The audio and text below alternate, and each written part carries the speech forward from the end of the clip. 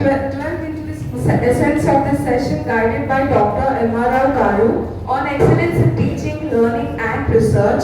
I extend a warm welcome to all the esteemed dignitaries, guests and all faculty members. I would like to commence this event by inviting the key personality behind our accomplishments, the masterminds of our success, none other than the esteemed Director General, Professor Satish Arewadi sir, to join us on the stage.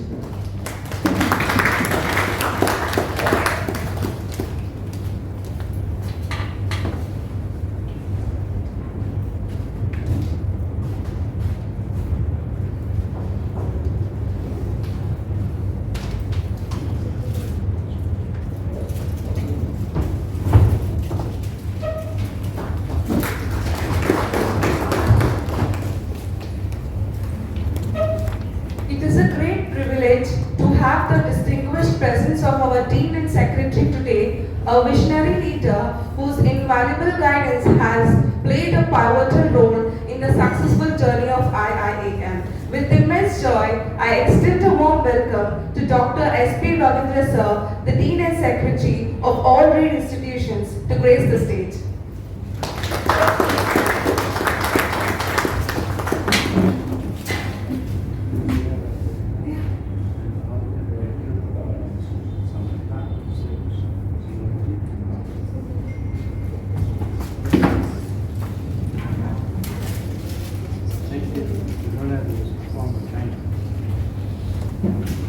Now, I would request Dr. S. Vijaya Ravindra ma'am, one of the esteemed personality of all three institutions and board member of IIM, to grace the stage.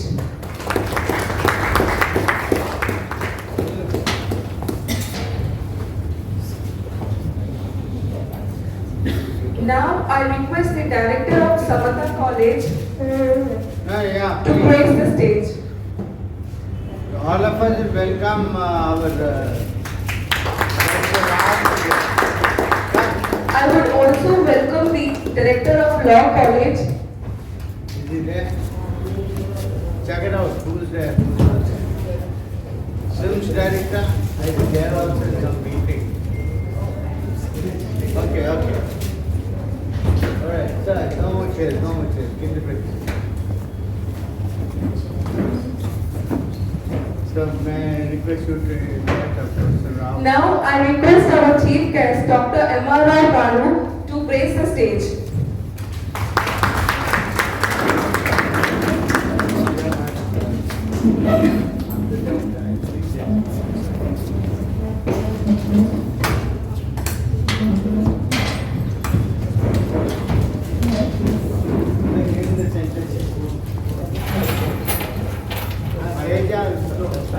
No one will respond with it. You sit on one way, show your face, go up from the floor. No, it's not there.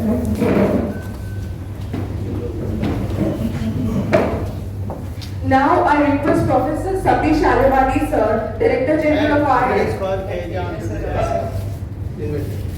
Now I request our Executive Director Teja Garu to grace the stage.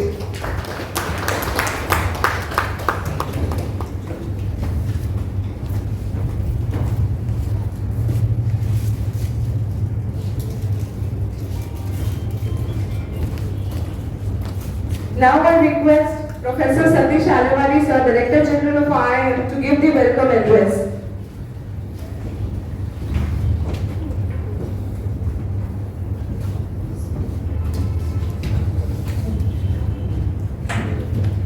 Good morning to all the dignitaries on the dais and my faculty colleagues off the dais.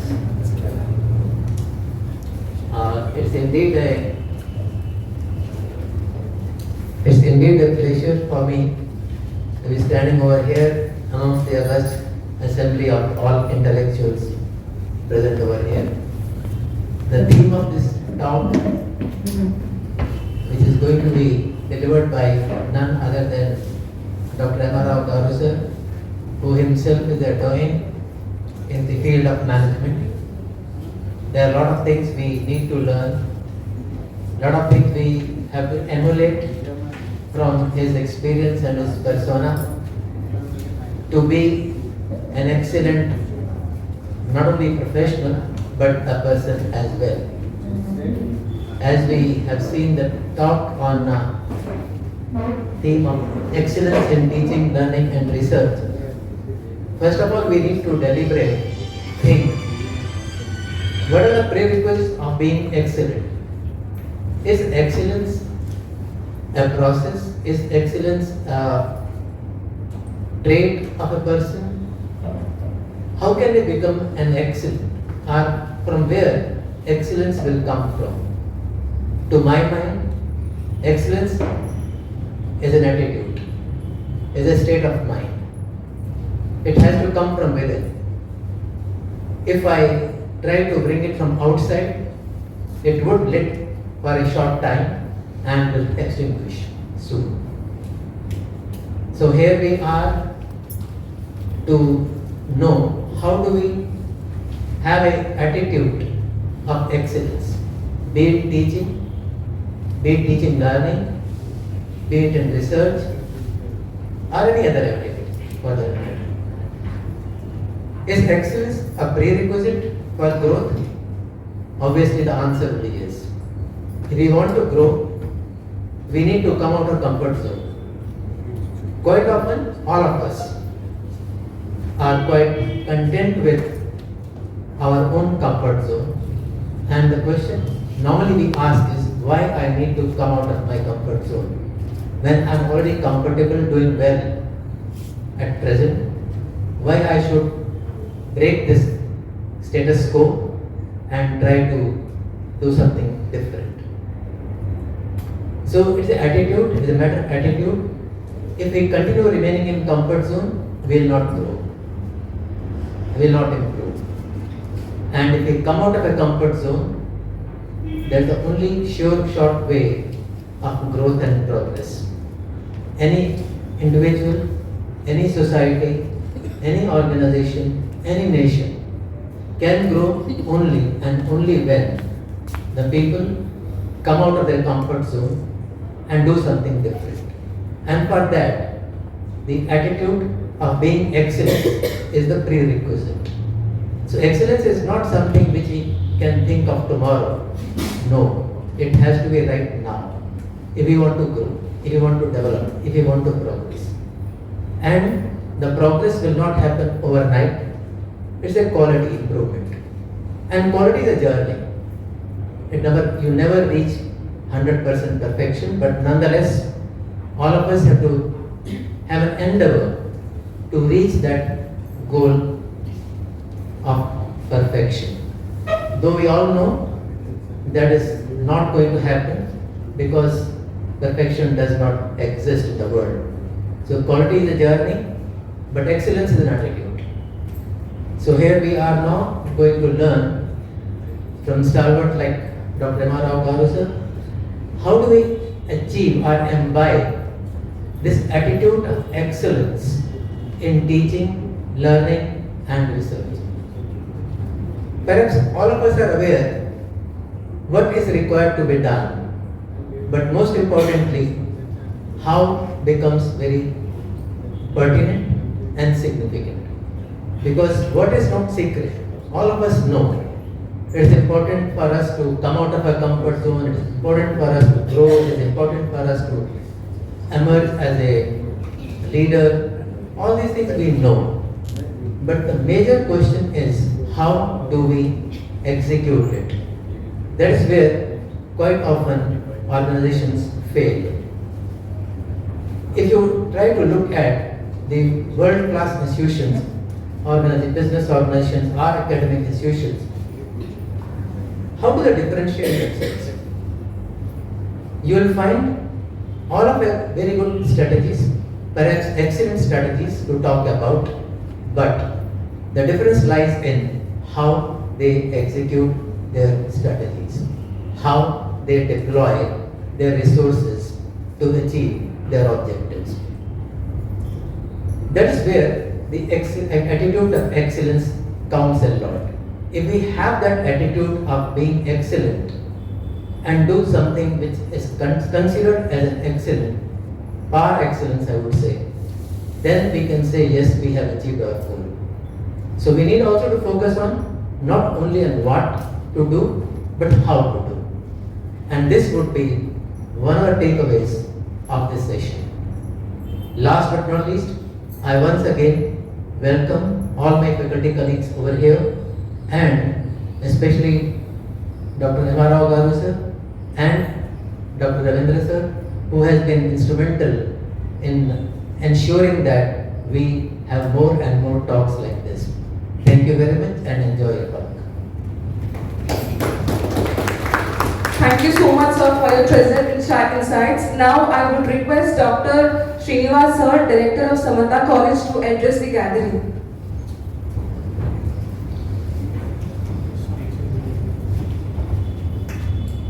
Respected dignitaries on the dais and my dear faculty colleagues, a very good morning to all of you. So at the outset, I would like to convey my heartfelt thanks on behalf of our institution to the chairman, lead institutions for conducting such a wonderful activities where once again they are reminding us that yes, we are a continuous students. We need to update ourselves and try to meet the requirements of the upcoming generations who are one step ahead than what we were when we were studying. So once again, thank you very much for organizing this kind of activities, and definitely we will see that all the people will be getting the best out of this talk which will be given by our MR. Thank you very much, sir. Thank you, sir. Now, I would request Dr. Vijay Ravindra ma'am, correspondent of Samanta College, to address the gathering.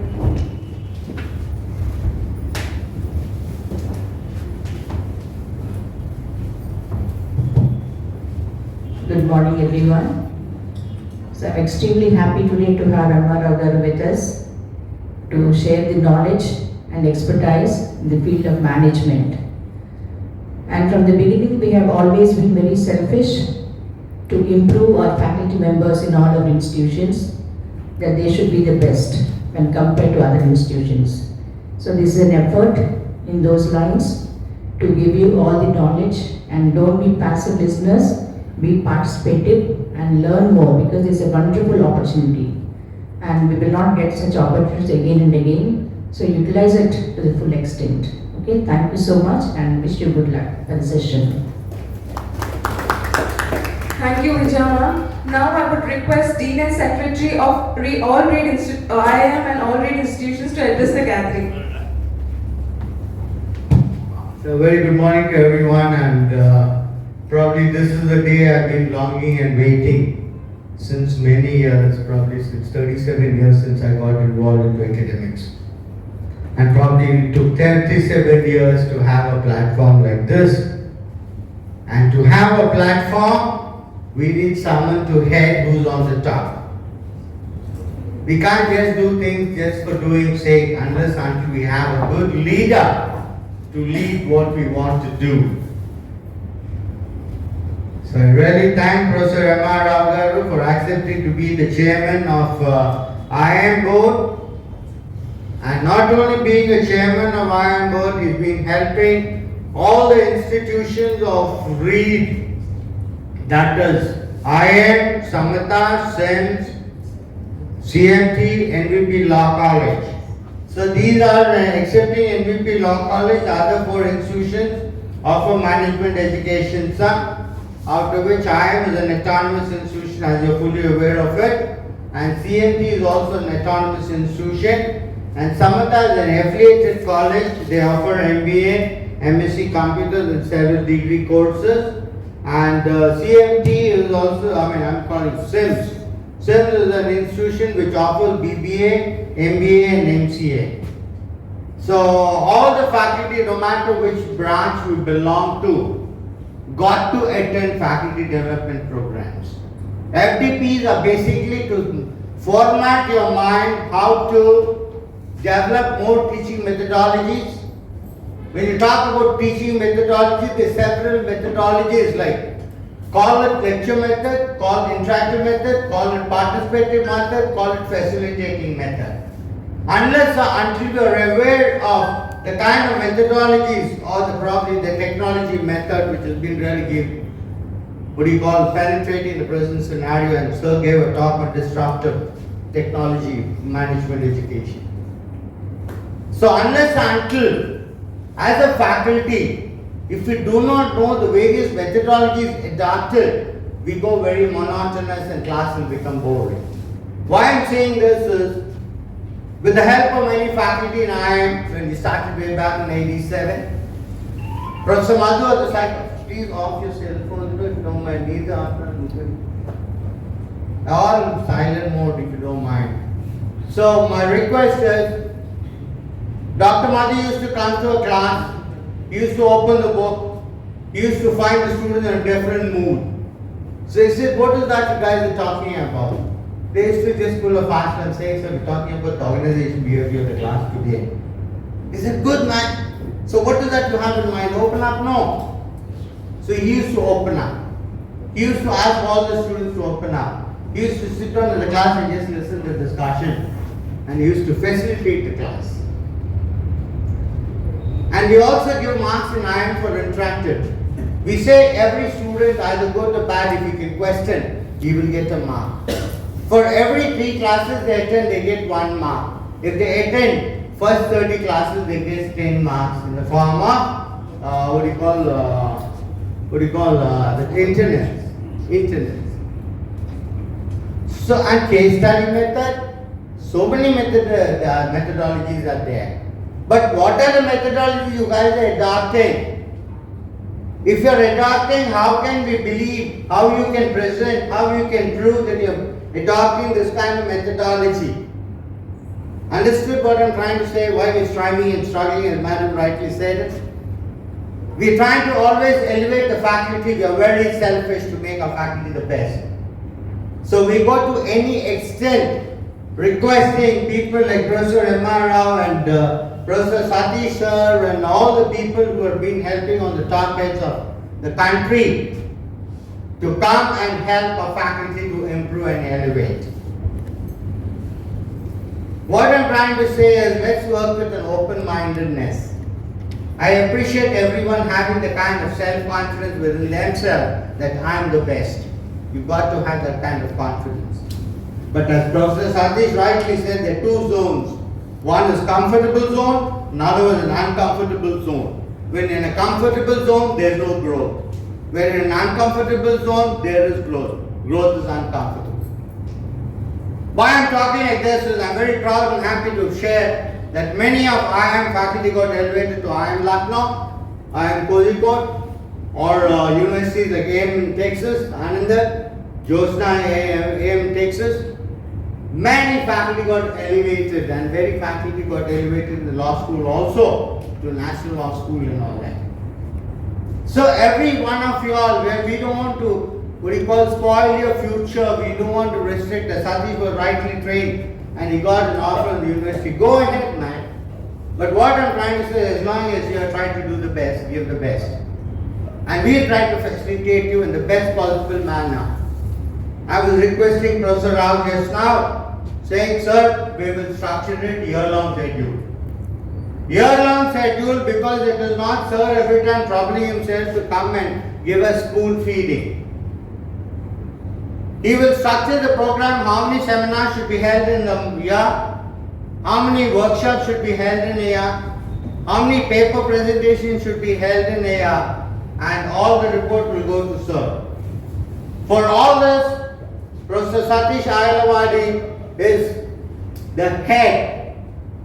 I don't want anyone to question why a fellow director is instructing us to do this. I hope everyone understood. Let us respect one another so that we grow together. Satish Ayalawadi sir, word is last. The pyramid of this particular concept of training. On the top, we always say, Ziegler says, I'm alone at the top. Professor M.R. Rao sir, on the top. Then comes the next level, myself and probably Vijay Madam and Professor Satish sir and all that. Then comes the next level with the faculty, senior faculty. Then comes with the newly appointed faculty of faculty with this thing. And faculty from the industrial experience, faculty from the academic experience, faculty with the blend of both. Everything will be prioritized.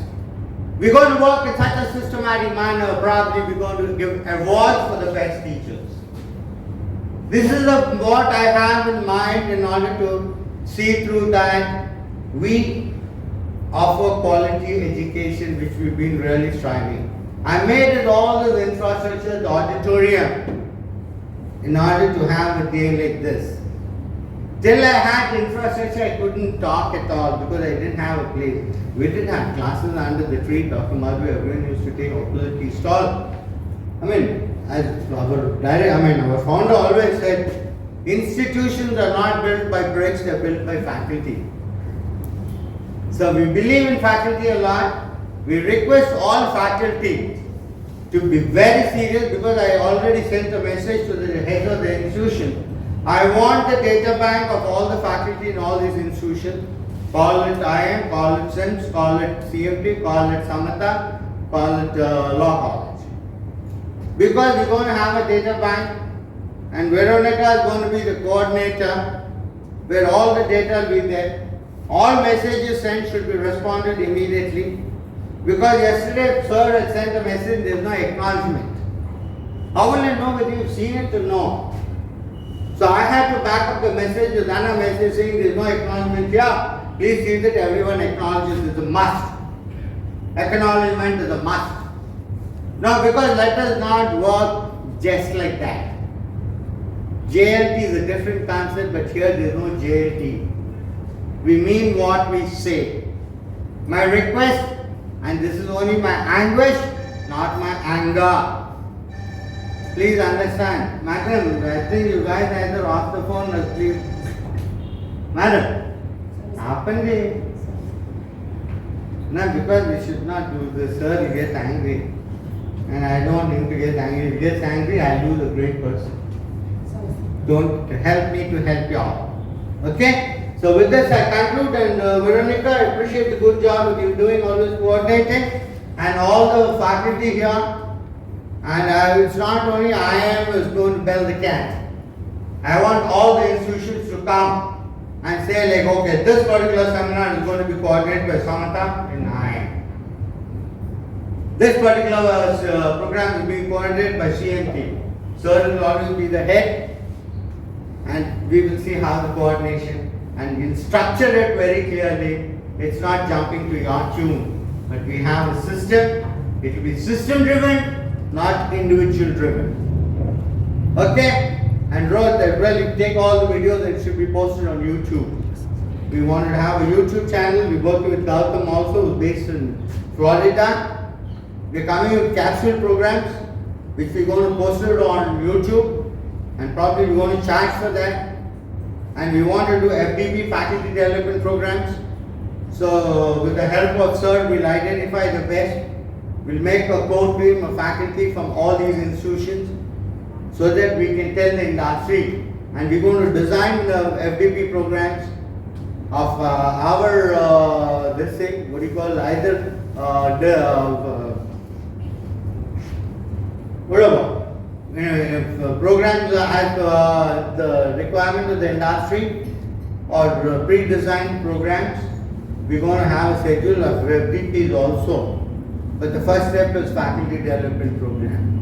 If we can do this successfully, probably we'll start moving ahead, and we also establish an office in Hyderabad to have some good FDP programs, identify some good faculty there. We'll be inviting faculty from outstation, but I want everything to be leveraged by you people in the best possible manner. So thank you very much for the opportunity given. God bless everyone. I thank Samatha, SIMS, CMT, Law College, and I am also faculty who have come here today, and Professor Shukla. Sir is like the godfather of IIM, a man who's been really dedicated for teaching, in spite of a lot of pressure from his good lady at home. Says, man, no, don't go to that institution, stay at home. But he says, that's my life. Thank you very much, Shukla sir. Shukla sir offered his services in L&T as general manager, after which he's been teaching continuously in IIM, and we want more people from the industry also as well as academicians. And madam also, you've been really highly appreciated. Madam, your name slipped out of mind. I'm losing my memory of late. Varalakshmi madam. In fact, everyone, especially the DGP, was highly appreciating your questions. He says got a lot of in-depth, and students are not able to follow what she was asking. But she is a very potential fact. And sir also was conveying the same yesterday when you were asking questions in the talk which was conducted yesterday. So thank you all and God bless. I want everyone to be proactive, and probably you're going to have here also participation tick marks. The more you participate, you're going to get tick marks. That means you're getting elevated. If you don't question, probably you're going to get 0. Alright, thank you all. Thank you, sir. Now I request Professor Bhavani Ma'am, Faculty of IIAM, to introduce our honored chief guest, Dr. Emma Rao Garu.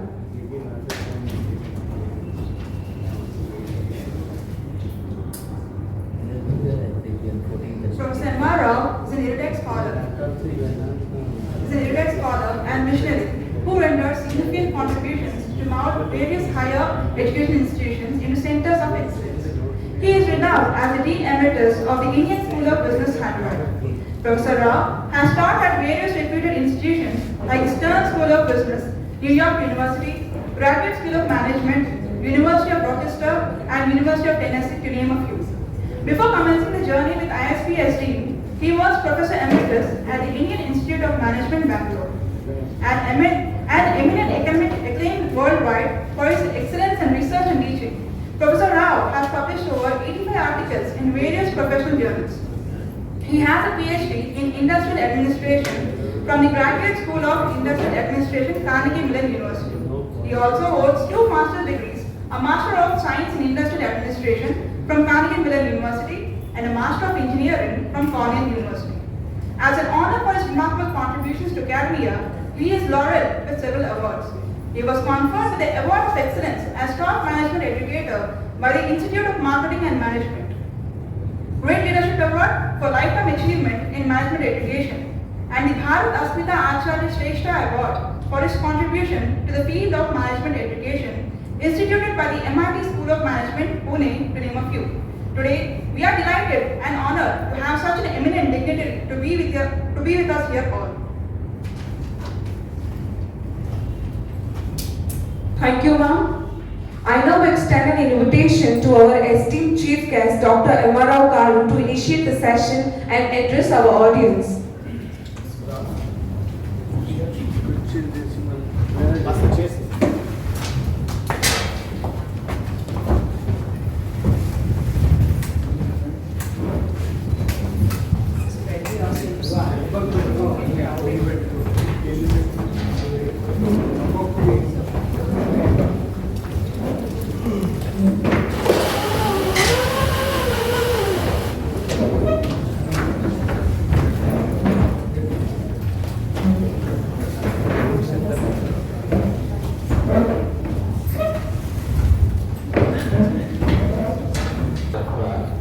Outlook of the students, outlook of the faculty, and so on. So, having said that, let me talk a little bit about what my presentation is all about. Excellence in teaching, learning, and research. I'll sort of bring it 2 parts. First part we'll finish and then take a break and talk about research later. First part will be teaching and learning and so on.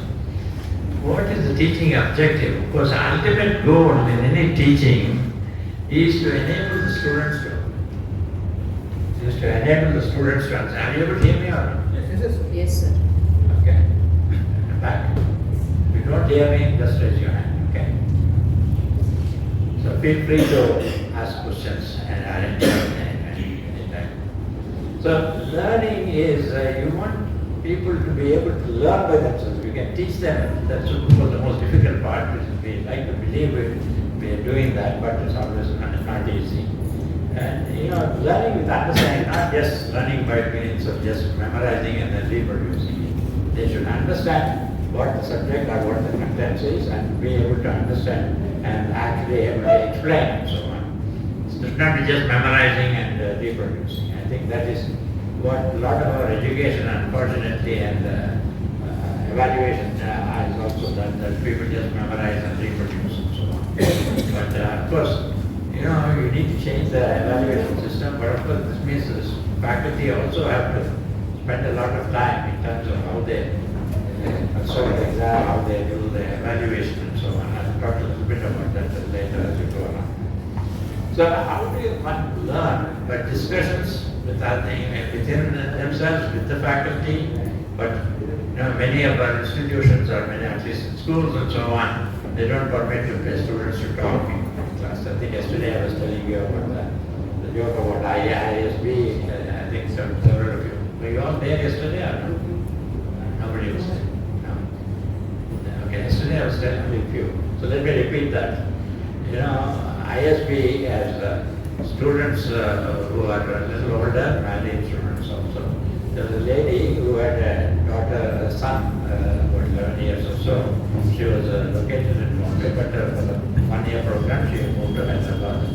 Towards the end of the program, she was, walking. She had brought her son along, and they were just walking along. And one of the faculty members saw her and said, talked to the boy and said, "Have you been to the classroom? Have you seen him?"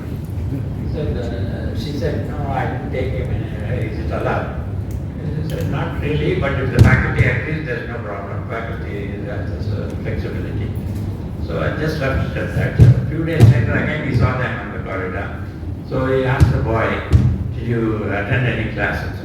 He said, "Yeah." So how was it? He said, "It's amazing. They even let the students talk in the class."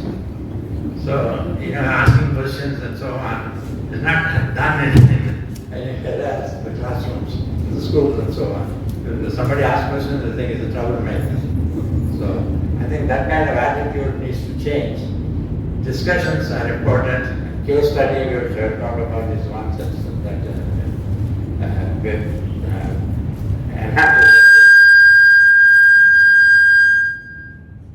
enhance the capability. Other idea is, reflections, learning process reflection. Learn a lot by reflecting. Students don't do that. I have, because when I became the director at IIM Bangalore, I didn't stay on campus. I was always far away. The drive used to be about half an hour, 45 minutes. And luckily in those days, mobiles were not that common. Mobiles were just beginning to come, mobile phones. And I don't like the idea of working in the car because I get sort of car sickness if I start reading too much. So I didn't have anything much to do. I started reflecting on what was going on in the institute, what I was doing, what needs to be done, and so on. I think that will prove to be 45 minutes very valuable. It was supposed to do that because of the limitations. But otherwise, we all think we're so busy. We can't afford those 30 minutes or 45 minutes because we need to do something else and so on. I think reflection will always help you understand what you're doing, what you're not doing, what you should be doing, and things like that. I think reflection is important for the students also, whether they understand the material or not. And so on. And critical thinking is another one. People lack critical thinking. And in fact, a study done at Harvard said that the student, even at Harvard, they wanted the students to not have critical thinking.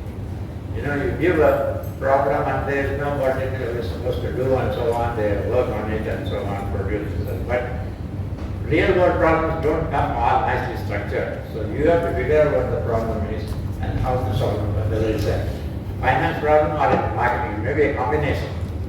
Problems don't come as a finance problem or a marketing problem or an operations problem. So you have to figure out maybe a combination of the two. That's why critical thinking becomes very important. Problem solving also is important. People find it difficult to solve problems. It's easy to come out and state the problem, but actually solving it. And also we have a tendency to think that everything should be completely solved. There may be different solutions. You may come up with a better idea, and that may be better than not doing anything. So you have to be very careful when you're saying problem solving. Doesn't mean that you're completely solved the problem, but you will be able to do something better than what has been done. So I think look at problem solving as only part of the solving, and maybe in future you'll do even better. So experimenting, trying out, students don't do enough of that. I think it's very important. hands-on experience you can have for the summer internship, they'll get better. And of course, nowadays there's a move to increase the duration of the internship. The biggest problem in India is the numbers. You have so huge classes, difficulty of getting meaningful internships. And in fact, the report, I think it's true, is IIM Bangalore. Usually the summer internships are all settled by October, November. The summer starts in May. But this year, apparently, 100 students of IIM Bangalore did not get summer internship even at the end of November, so, which is disturbing. But I think this trend is going to increase because, especially if you depend a lot on IT type of, IIM Bangalore is strong in IT, and IT type jobs are dwindling, and the traditional jobs are dwindling. The more high-end kind of jobs where you need superior programming, not ordinary coding, but superior designing of codes and so on, algorithms and so on will increase. One, it's not the total number of jobs will decrease, but certain types of jobs will slightly go down. The entry-level coding jobs will disappear. The high-end jobs will remain, and that is where the biggest challenge comes from. Because these are not people who are just graduating, right? They can't be expected to do high-end kind of programming. Okay, so you have to be very careful about what you are looking at for the summer internship. The teaching process, of course, the classroom is the place, but not all teaching and not all learning happens in the classroom. Outside the classroom also.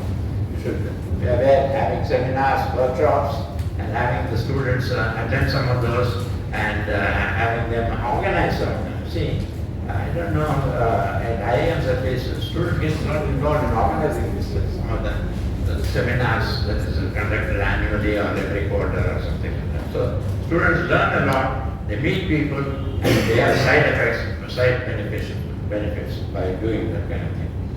Now the classroom is more like a, you might say, it's like more like a lab where you are experimenting. I always tell this faculty, I don't know if you agree or not, the best way to learn a subject is to start teaching it. But don't tell the students you are learning. So you have to, that is, you are serious about teaching well, okay? Because that is when all your misconceptions, everything will get cleared up. That's you have to do that. But, you know, one of the problems in India I found even at IIMs, students are, I mean, faculty are confident, feel comfortable teaching certain courses, they want to continue that. They don't want to teach new courses. New courses will actually enhance your capabilities. People forget that. And when you start teaching new courses, of course you are learning, and learning increases. But again, you should be careful that you don't tell the students that you are teaching this for the first time. You have taught this several times. But new courses teaching is very important, and this is going to become even more and more important going forward, because some of the courses you have taught will have to change drastically because of the rapid changes that are happening. The mindset, if you don't have the mindset that you are going to be changing, even your own course that you are teaching, maybe it's the same title, but the contents may be completely different. You look at the course after 5 years, you might say, this course is completely different from what I taught 5 years ago. So I think this is going to happen more, and you must be prepared for it. One of the problems in academics is they have been a bit slow to change. Sometimes it's good because then you avoid all the fads that come through. Somebody says, oh, this is important, and then next day or 1 week later, that's no longer important, and so on. Those fads you can avoid. But at the same time, if you're slow to change, you will have a problem because things are going to change even faster going forward. And I think the adaptability and being able to change is going to play an important role. I hope you will be able to do that, otherwise you can get very quickly outdated. And of course, we talk about Guru Sishya and so on, Gurukula system and so on. Sounds fine, except I wish we had the Gurukula system because, well, the students used to sweep the floor and so on. But you can't expect to have that.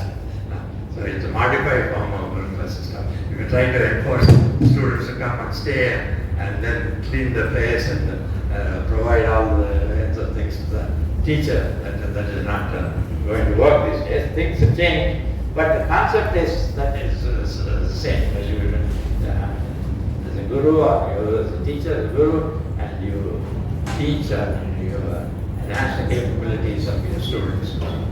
That should be the ultimate goal. Now, the pedagogy.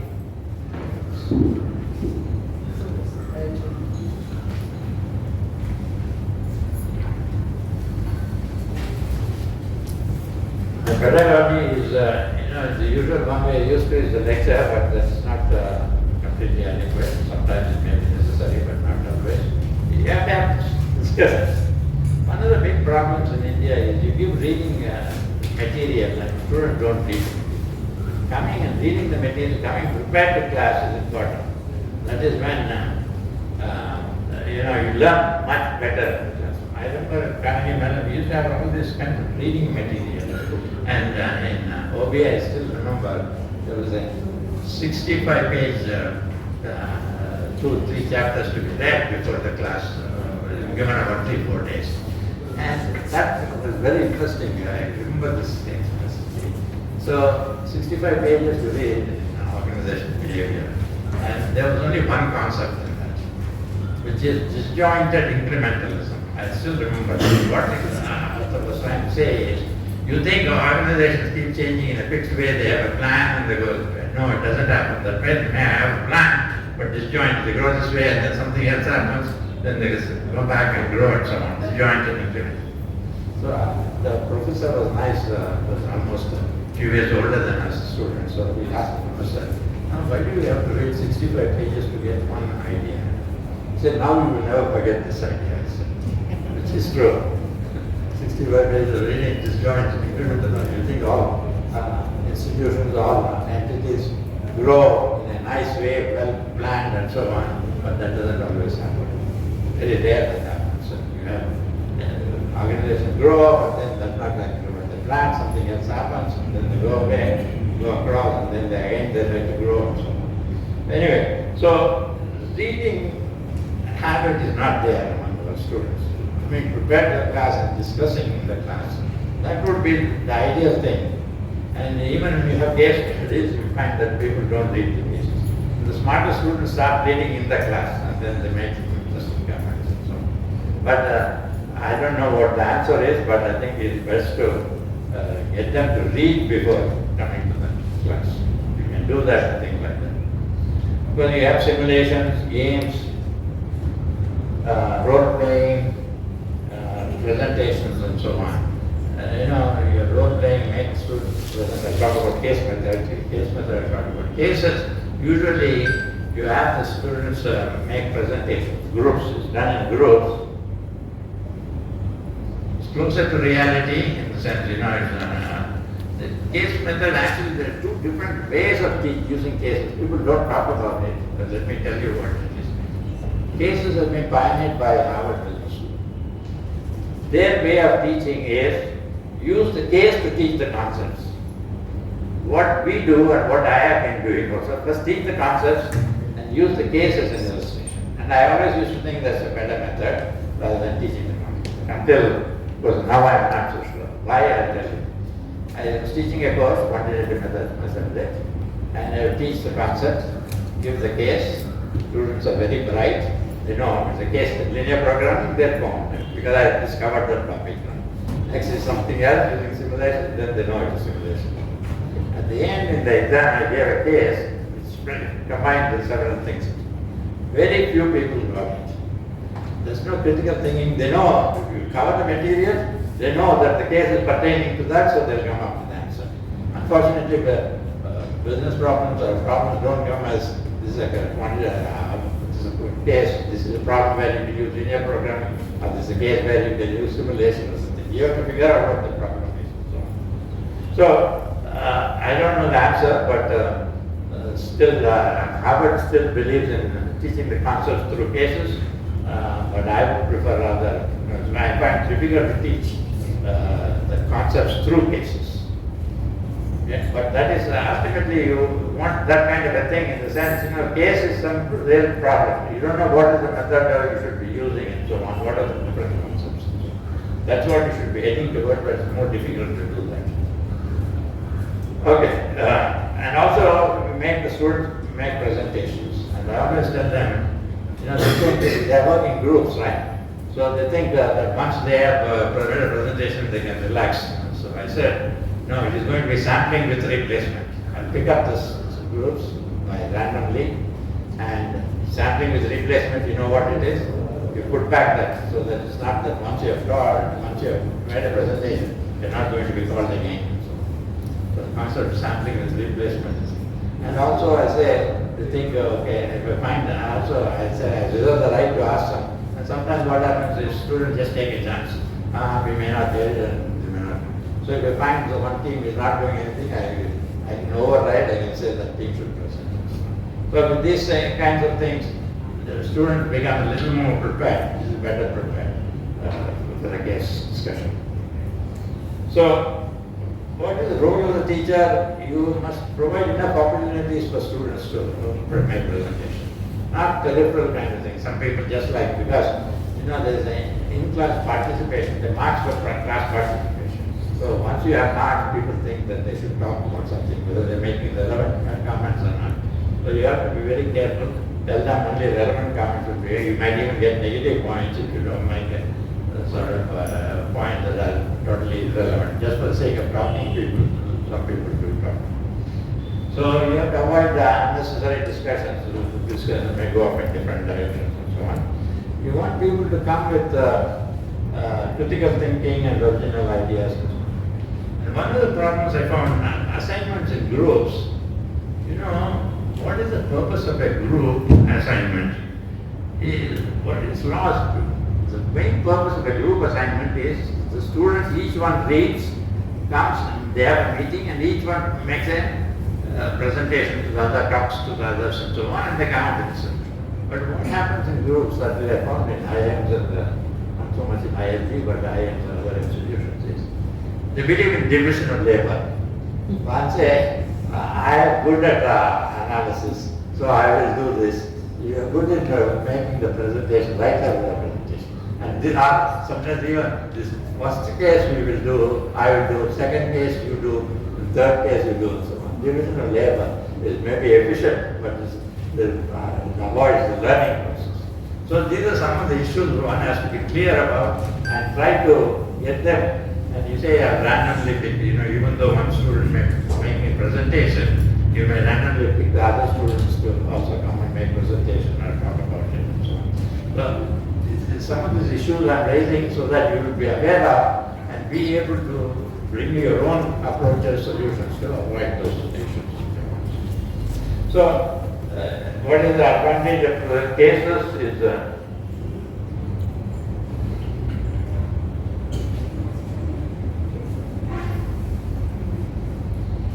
learning is enhanced, more likely to retain, and they have to learn by themselves and so on.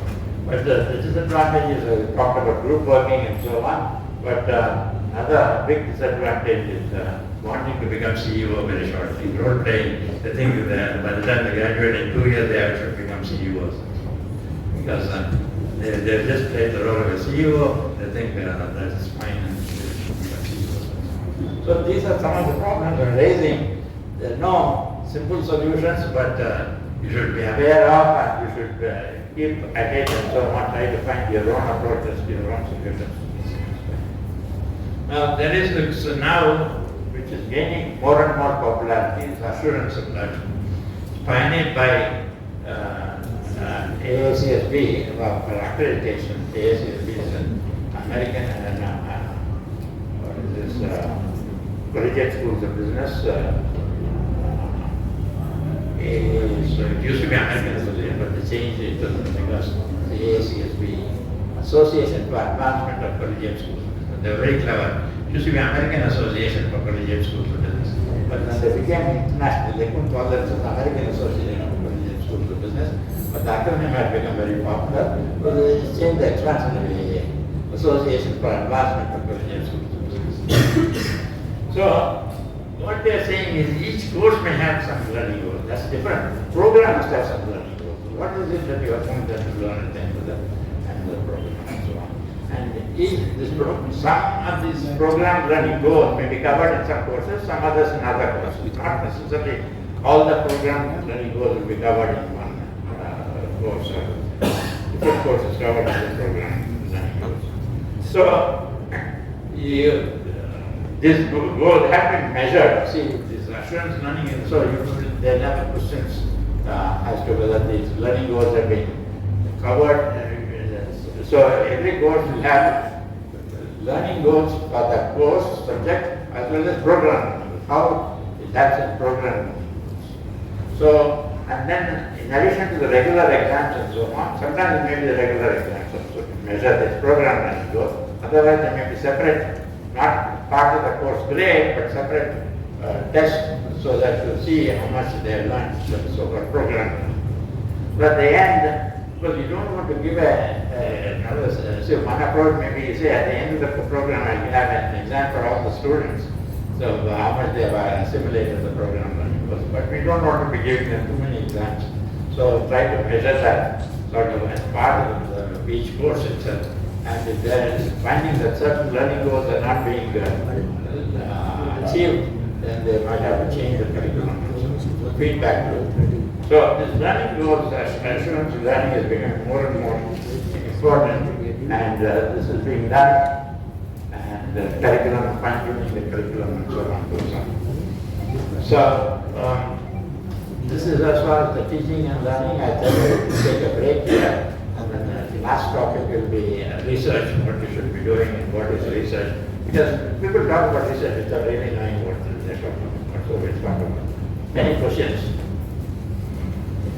I have a question. You had mentioned faculty members should have, they should be developing new courses. Fine, but new courses in a relevant area of their core competence are diverse. Like suppose if an operations management person, are you saying I should be able to teach, let's say, consumer behavior and training and development and blah blah? Or only within operations management there could be total quality management, business process re-engineering, operations planning and control, supply chain management, international logistics, international operation management. What exactly? Because to my mind, in academics particularly, there has to be a concept of core competence, unlike in corporate. In corporate, you have multitasking is definitely preferred. Whereas in academics, core competence, according to me, to my mind, it makes sense.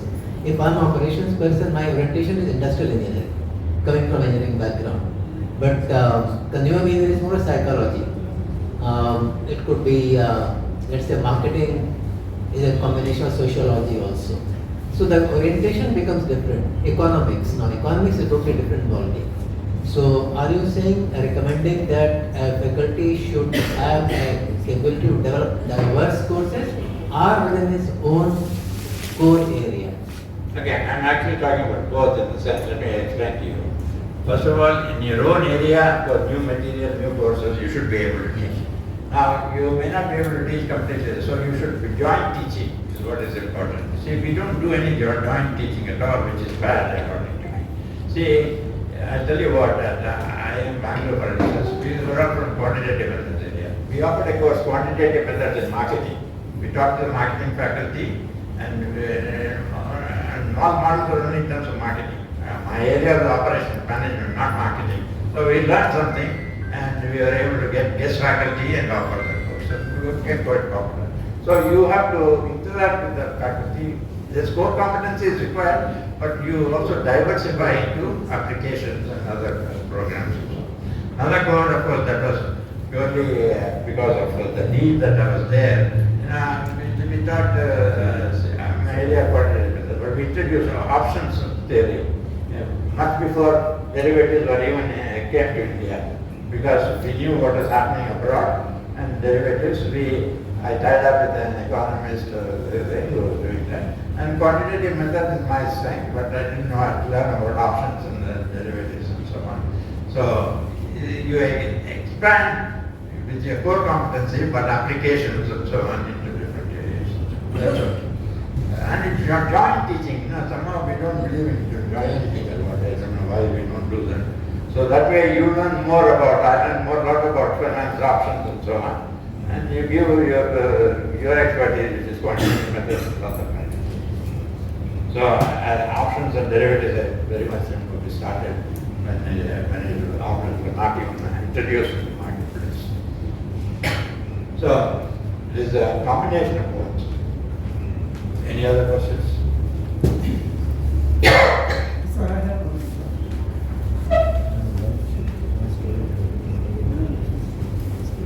Go ahead.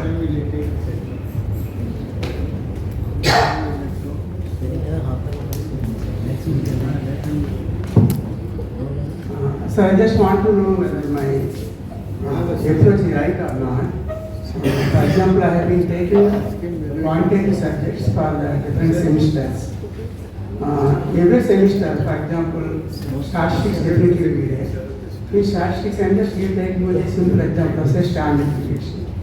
If I am required to take the standard deviation for a basic course like mathematics, means statistics for management or business statistics, basic things may be enough for me to teach what is standard deviation and how the normal distribution takes place and what is the variance. That is enough.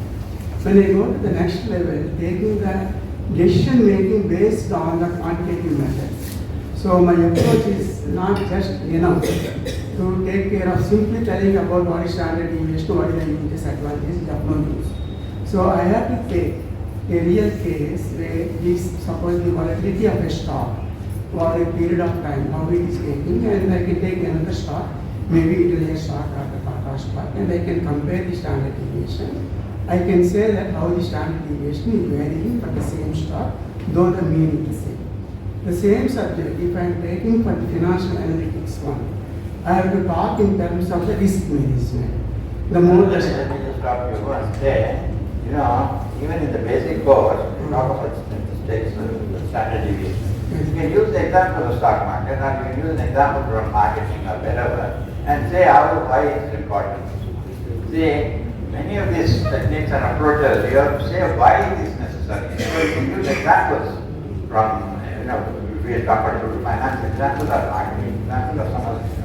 So you should use those examples to illustrate that. And in the course, if you are teaching something in, say, finance, then you should get into more elaborate.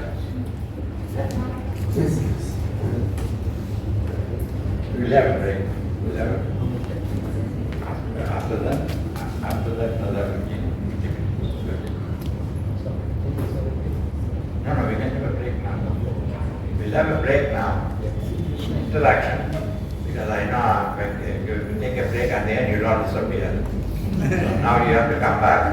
So we can interact. And then we'll have another 15-20 minutes after the break. So break up about 15 minutes and then come back. 15 minutes. Yeah, okay? So coffee and snacks are there. Please. Please help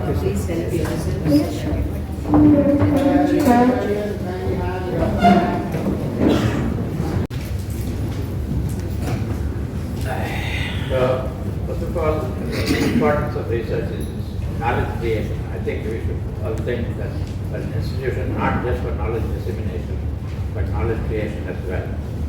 So sometimes people forget about that. So what does knowledge dissemination? Of course, scholarship and become thought leaders, or enable people to become thought leaders. Are you able to hear me all right at the back? Yes, sir. Okay. Okay, and also helps creativity and so on. And most importantly, also to facilitate teaching new developments and you bring it into the classroom. Because you don't want your students to be sort of outdated that they graduated. So it's a good idea. Now, what is research? People have different notions of what is research. I think I like the AACSB categorization of research. It says, this was done several years back. They say one category is discipline oriented. So we may be doing something in, say, operation management or finance or marketing and so on. The other one is teaching methodology oriented. You develop teaching materials, you develop cases, books and so on. some institutions don't consider this as a research at all. Depends upon the institution. The three types, and the third is more consulting type, problem solving. So three types are, one is, third one is computational problem solving. So, one of the big problems is what is the relevance of research? It's difficult to judge in a sense. I don't know, some of you were talking about taking derivatives and so on, right? I don't know how many of you know that Black-Scholes formula. They had difficulty publishing that paper, you can imagine. When they first came, they thought they were crazy, but it has become very popular and so on. So like that, there are examples. Markovich's portfolio, he also had some difficulty publishing. So it takes some time for people to understand. So academic research is very difficult. Sometimes it's difficult to publish new ideas, path-breaking ideas, which others may think you are crazy, but may actually get you awareness. So incidentally, Black-Scholes, the third one, Black-Scholes and Merton got not Black-Scholes, the Nobel Prize is not awarded posthumously. So by the time they awarded, Fisher Black had died, and so Scholes and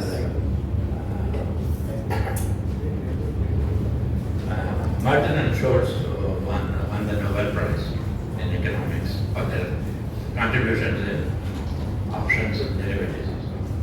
So to complete the story, Merton and Scholes formed a company. So it was, what is the name of the company? A big company. The first time, and they went bankrupt. They forgot that what they had taught or what they had developed, they forgot. They went into the real world and they thought they could make a killing, money and so on. So, and the first time I heard the terminology, too big to fail, was actually first time used for that company. I forget the name. So actually the government bailed them out. I think Securities Exchange Board bailed them out. But one thing good about it, the US is that they bailed them out, they kick out all the people. So Black-Scholes was thrown out. They had their own management. They brought it to profitability, and then this was it. So of course not Black-Scholes and Merton lost their, I don't know how much they invested, lost quite a bit of money. What I'm saying is there's a lot of different theory and practice. If you forget about what you have taught and you think in practice you can make a killing, then you may end up losing a lot. You have to be careful. Okay, leadership research, of course, is very popular these days. Leadership. So one thing is CEOs are very well read these days. Actually, they'll talk a lot about all these nice things and so on. In fact, I was at a seminar, one of the CEO was talking about delegation and talking about how one should delegate and one should empower people and things like that. All that. Very nice talk in here. I was sitting next to, he was from a company, I was sitting next to a person from that company. I said, he must be a very good CEO, he's talking all this nice thing. He said, I don't believe what he's saying, he doesn't practice any of that. So, what is good to talk about, what you practice is something else. So, one has to be very careful. Problem with the research is, especially academic research, is very few people read. So, in fact, we all have the vision statements, right? I don't know what exactly the vision statement of IAM is, but I know of institutions which are going in for AACSB accreditation. Their vision, not like the vision statement, and all over the institute they used to have, want to be global leaders in it. That is it. If AACSB people come, they ask you, first question they ask you, what are you doing to become global leaders? And you have very little to show, if anything, and you will not get accreditation. So they took out all those sort of things. I tell you, my own ISB, see, ISB's vision is to do cutting-edge research and publish in top-tier journals. Now, what does that actually mean? If you want to publish in top-tier journals, so they're not mentioned which journals, obviously your vision statement won't mention which journals you should publish in, so on. do cutting edge research and be known globally. Now, that kind of research is publishing in peer-refereed journals and so on, which very few people read. So ISB got ranked 15, 18, 20, and one of the board members said it, and I was talking about it, and somebody said, what is the use of doing all this thing? Very few people are reading anyway. I said, yeah, you're absolutely right, but your vision statement says doing cutting edge research and so on, and publishing in journals. Why don't you change the vision statement? Then you won't know. See, you don't want to change the vision statement, you want to have glorified vision statements, but you don't want to do, it is like, saying that you want to do something but you don't follow what is needed to be done. That is our biggest problem actually in India. In fact, after ISB could do, IIM said, well, if ISB can do, we can also do. So they have also started doing. Now earlier they used to say, no, that's all US, why do we have to worry? We know we are good in India. We know we are good, we don't have to worry about it. But the corporate world are saying, how come none of the IIMs are world known? So on the one hand you want to be known worldwide, on the other hand you don't want to do what is required to do to become worldwide recognition. That's a dichotomy in our country. You want to be, maybe okay, you don't want, not everybody should be doing that. But those institutions which want to be known worldwide should be doing that kind of research. So, last two slides. Faculty job description really involves research, teaching and service to the institute. Three components. Teaching is very important, but so is research. Service, my own view is when you start out as a faculty member, when you just finished your PhD, you should be concentrating more on teaching and research and very little on service. Meaning that you do service means being on committees and so on. You don't want to load the younger faculty. Younger faculty are more geared to doing research and teaching. But the older faculty have experience and so on, a little bit less of research and continue same teaching, a little bit less of research and do service institute, develop the institute and so on. But this does not always happen, especially in a startup institution. The difficulty younger faculty also have to be involved in service. I know Bangalore, of course, was a well-established institute, but they used to run this CAT, Common Admission System. Many of you know now they outsourced it, but it was a big effort on the part of IIM faculty to make the CAT exam and conduct it in the initial years. So everybody was doing that kind of thing. So you are doing your work, you're not goofing out, but where is the research and where is the teaching and so on? That was not there. They all used to take the attitude, we are well known, we don't have to worry about anyone, somebody else telling us what to do. But the moment ISB got there, they right, if ISB can do it, we can also do it. And sure enough, they are doing it also. So, you need that kind of a push, and otherwise people don't do it. So, I always say, this is my own personal opinion, we want to be well known by the students, you should be a good teacher. A good teacher, the student will appreciate and will give you maybe the teacher award and so on. You want to be known, industry should be doing a lot of consulting, working with the motorettes and so on, industry people. But if you want to be known worldwide academic, there's nothing like you have to do academics. So it's important, and I always say that younger faculty should be more involved in academic research. As they grow older, get more into other kinds of research, writing books, working with industry problems. The basic idea is when you're fresh with your PhD, you are more actively involved in research and do cutting edge research and then get into more applied kind of research. Ultimately, of course, research should benefit the industry and the society. You can't be just doing research. But the question is, which comes first? Which comes? Because we don't do sort of discipline-oriented type of research, it's going to be very difficult as you grow older to be able to do that. But if you do that discipline-oriented strict research, then you can move into more applied kind of research. So that is how this is my view. And I've seen some institutions, one of the institutions, people will ask whether they should emphasize what type of research. told him, he was starting one of the IIMs, told him clearly that he should follow this kind of approach, which would be beneficial to younger faculty. Don't give much service. Younger faculty also would want to do some service because it's easy to get the certificate, but don't give them service because very little, some 10% or 20%. Let them concentrate on research and teaching. And then as they become associate and full professors, they'll go more into service and so on. And that institute has been very well recognized now. And one of the IIMs, I don't know to name that. So I think that is my view as far as research is concerned and so on. And you have to be clear what you want to do, what you want the institute to be known. Having said that, nowadays more and more emphasis is being placed on impact of research. This is a new topic that everybody is now talking about, impact of research. So, as I said, things keep changing. So maybe there will be less emphasis on pure academic research and more on impact of research. Slowly but steadily it will come. How many years it will take, we don't know.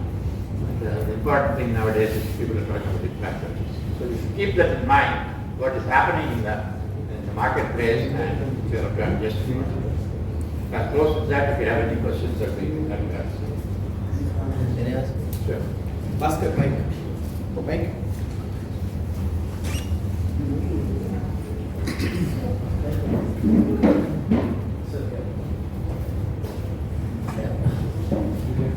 While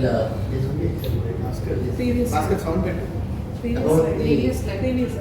about the research, of course, the faculty of job description, and you will also mention rewards and recognition. These rewards are financial incentives or non-financial incentives. That's number one. If they are financial incentives, since the research is a part of the faculty job description, will it be advisable to have over and above the compensation which a faculty is being paid to also provide additional financial incentives because of research? Okay. No, let me answer your question. Rewards is essential. Okay. Now, what is the type of reward?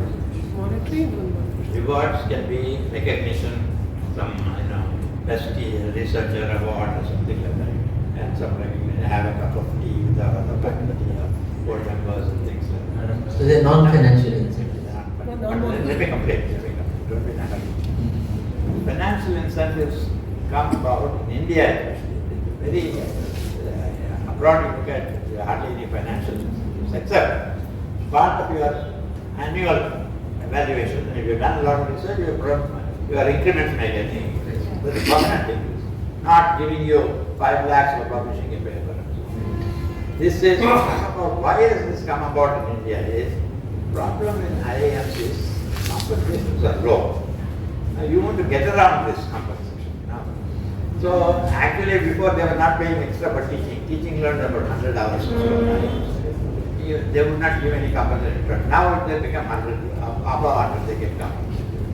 So you think innovative ways of compensating the faculty but still follow the rules, government rules. Now compensation they start paying. Now I'm told, I don't know about this, it's true, one of the IIMs, normal load is 100 hours, so they wanted to pay more to the faculty, right? Because they reduced the normal load to 80, everybody was teaching 100 hours, so 20 hours extra compensation. So the innovative ways of compensating, but that is not essential. In ISB, the first year we found that our compensations were not much higher than other IIMs. But not competitive with the salaries abroad. So we benchmarked with the Midwest US salaries, 75% of their salaries are 9 months, ours would be 12 months, 75% of that and so on. Once we, the first 1 or 2 years we are paying incentives for publication. Then we said this is duty of the faculty to publish, no more incentives for publication. But having said that, in the year-end review, see, IIMs don't do a serious review. That's another big problem. The increments are, your salary is 2 lakhs plus 500, so on. So every year you get 500 or 1,000 or whatever, these increments. That is not the way it should be. You should do a serious evaluation of increments. That is done at And of the research, especially in the social sciences research, it is found that most of the time the research is just establishing some correlation between two variables, which in a survey method in most of the social sciences, unlike in physical sciences and life sciences. Will it be advisable to have more of a qualitative research in management rather than quantitative research, which is mainly the correlation between establishing correlation between certain variables? Okay, let me try to answer this. I always say to people, we suffer from the or syndrome, not the and syndrome. You must have both qualitative and quantitative, not qualitative or quantitative. See, we all think or only always. In fact, one of the conference people asked, do you want quality or quantity? So I said, I want quality in quantity. So, why do you always think of or only, as though it is, you cannot have both. You should have both, but maybe in degree, that's a balancing act. According to me, management is nothing but delicate balance of some contradictory actions. And the balance is, you can't set for one person wrong. Maybe this year certain balance, for 5 years down, maybe a different kind of balance. More emphasis on teaching or more emphasis on research and so on. Keeps changing. So, in my view, biggest problem in India is the or syndrome. You think of or as though we cannot do both. It should be both. But because quite sometimes when the quantitative research is done, my experience is most of the time the faculty choose a very easy way. Like for example, I give a particular research work, impact of culture on consumer behavior. Now this becomes very rudimentary kind of thing, research. I mean, what is there to find out? It's very logical and rational that there is always a cultural context of consumer behavior. So, the question is really, of course, difficult to know. The question is, where is it published? Published in a top tier journal. Hopefully, not necessarily always, at least, see, one is never sure 100%. You can find some publications in top tier journals which are not very good also. But most of the time, they are good. Where it is published becomes. And these incentives, I tell you this story. There was an author by name B. He had a list of what do you call it, journals which are not good journals, which are just pay money and get publications. Of course, somebody threatened to sue him, he had to take down the list. But I found in one institute, they had one of these journals which, could, the publication recognizes, okay, A, B, D, C, B or C or something like that. Now, this institute had incentives for publishing. I just say some X rupees. And this journal, you have to just pay Y rupees to get it published. Y is less than X. So, there are people who get published, pay Y rupees, get X rupees from the institute. X is greater than 1. So, they realized it after some time and they said that journal is not good. So, anytime you have all these rules, they become proliferation on our journals. Now, actually, I think they've also realized that having this number count and so on, journals have increased. For that matter, even doctorates have increased. You can get doctorates. I keep getting it, not so much nowadays, but I do get.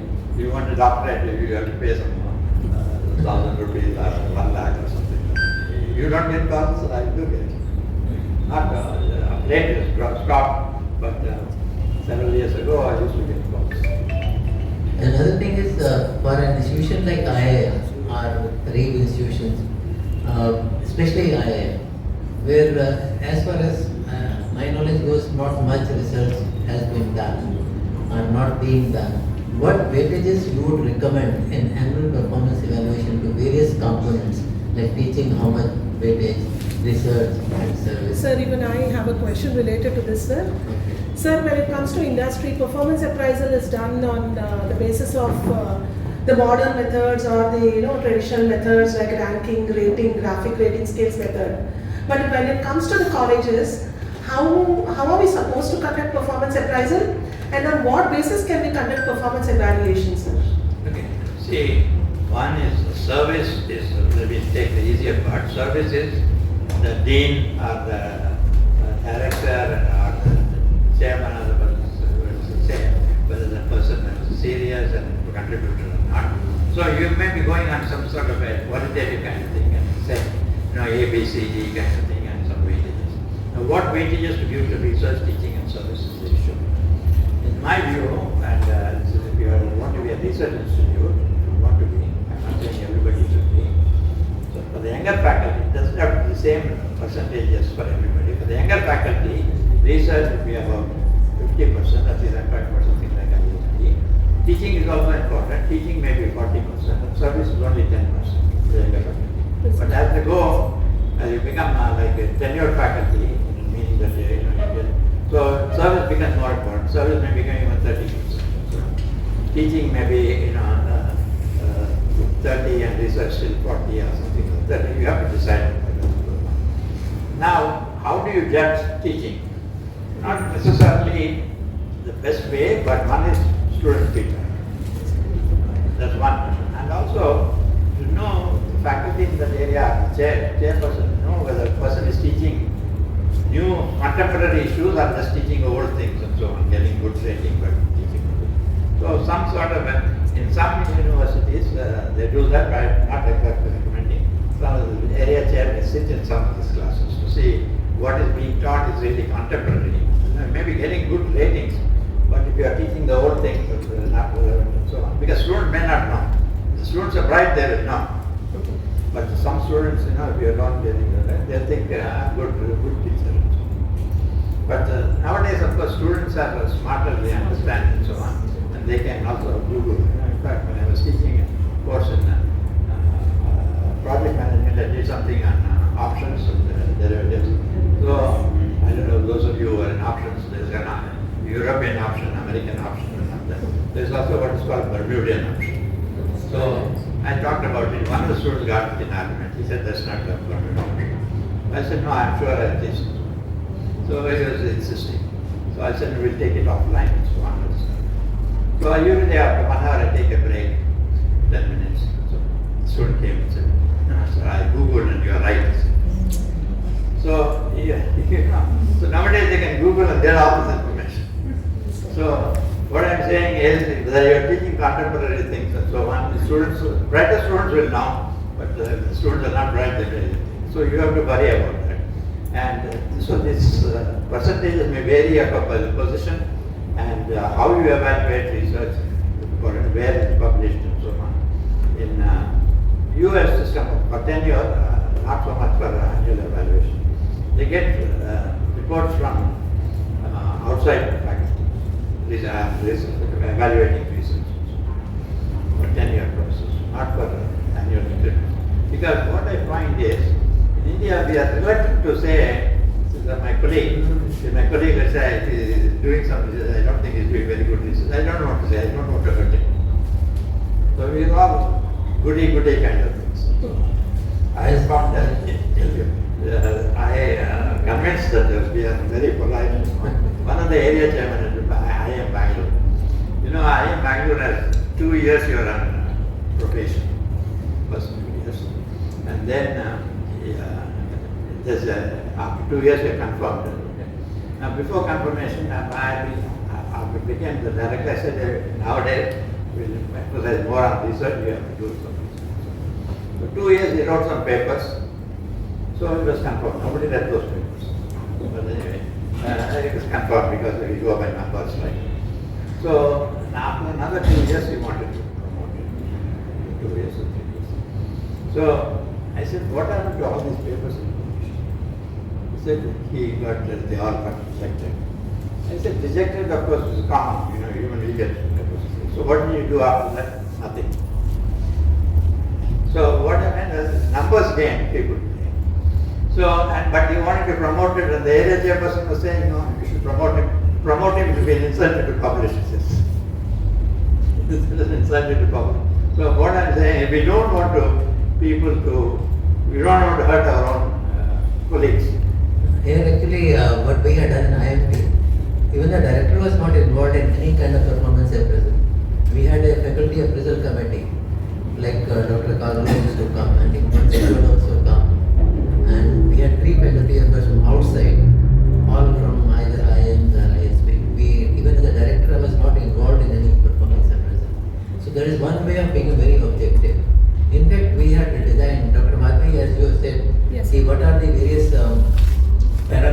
and sub-parameters which can be quantified, I have designed a performance management system which I can share, in which teaching, research and service, these components have been further subdivided, like in teaching asserts and feedback.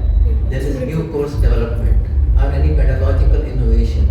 So there is ABC, different parameters, like in research, like in service, faculty development, MDPs, consulting, so on and so forth. All these three parameters have been divided into sub-parameters, and ultimately the scores have been given. The range is there, let's say 0 to 5 or whatever, and the end is 100. So that's how I have designed it for my previous institutions. I can definitely share that.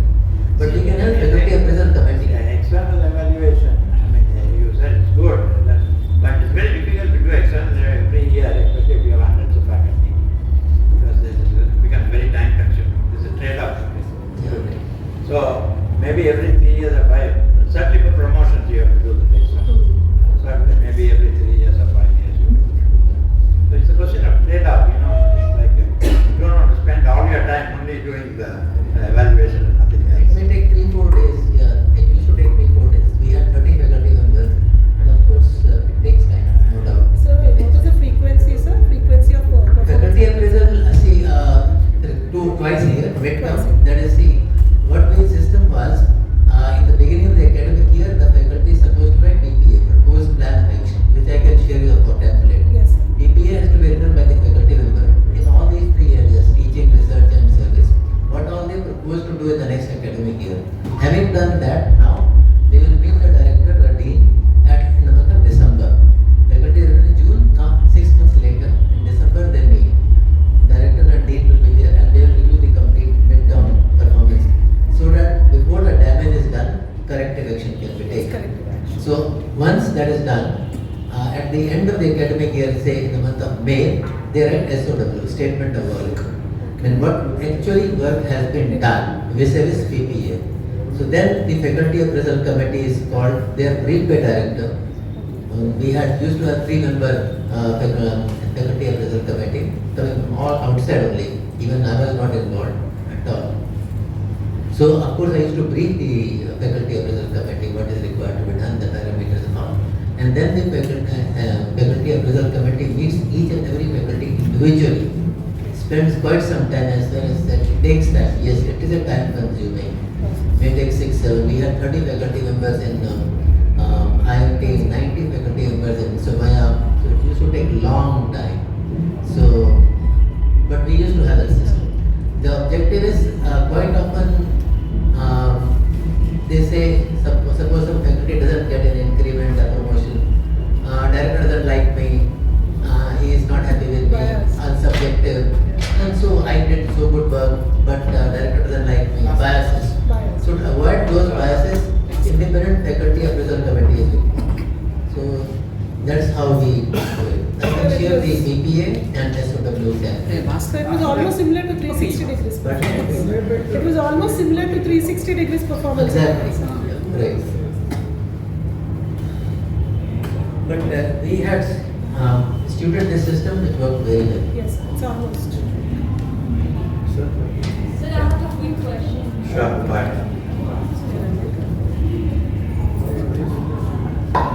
Sir, it's a quick question and it's regarding funding for research. Funding for research. Any research endeavor to be taken forward, we need funds. So, what are the best ways to get the funding? Like, to my knowledge, getting projects from industry as well as the projects or proposals accepted by UGC or ICSSR is the second method.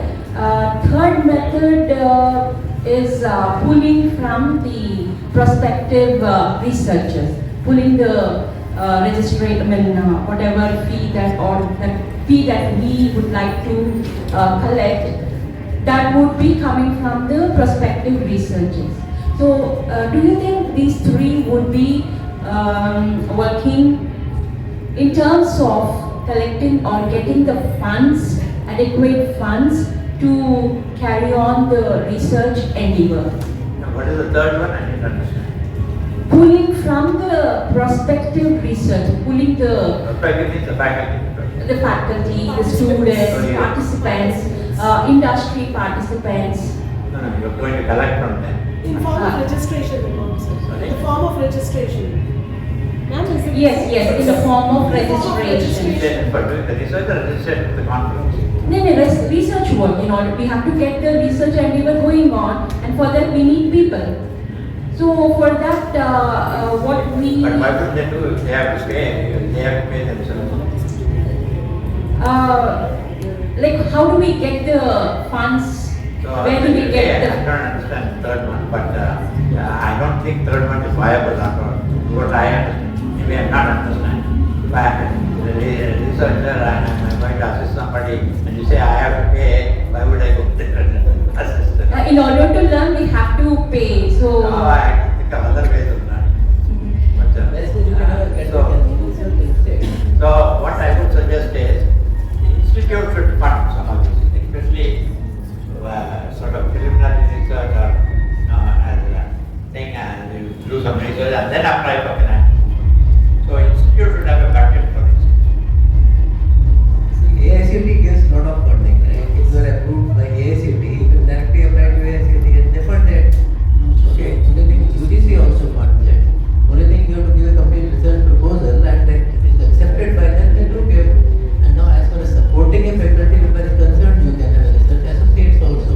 But this again AICT and UGC has a fund earmarked for that. You can appoint one or two research associates. They have that kind of system. You only apply to AICT or UGC as the case may be. If you are affiliated to university, you have to apply to UGC. If you are autonomous association, you apply to AICT, and they do give funding.